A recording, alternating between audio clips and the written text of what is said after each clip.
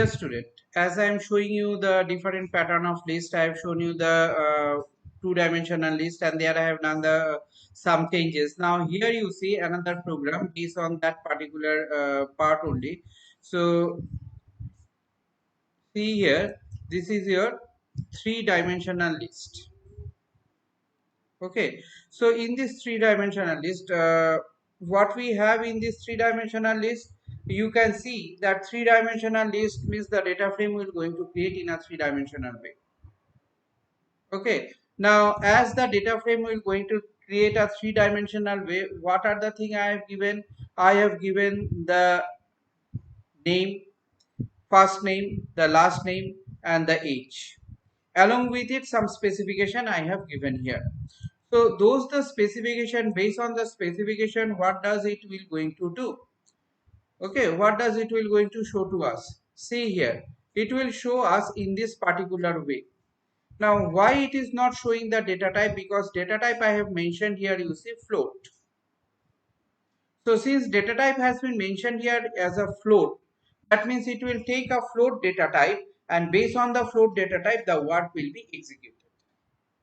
Now how the work is executing here, you see it, the in this particular declaration, in this particular form, what we have the different type of list. What? The first name, first the first name, second name, then the third part, first part, second part, third part. Similarly in everywhere, first part, second part, third part, three part is there. I have shown you previously one program also like that. So three parts is there. Based on this three parts, this is another separately. This program is only for the three-dimensional I have used here. And one more thing that I have added for what I need to focus is using a float.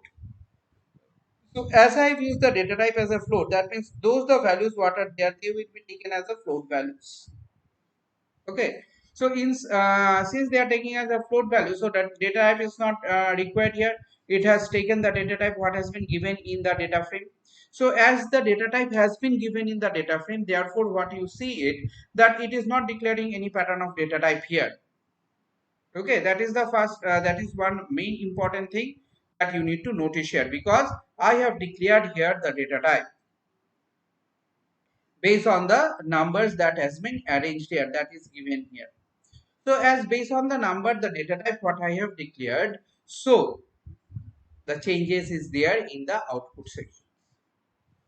So nothing is there, very simple program. First you have to import panda as PD, then you have to take the list. So here I have taken first.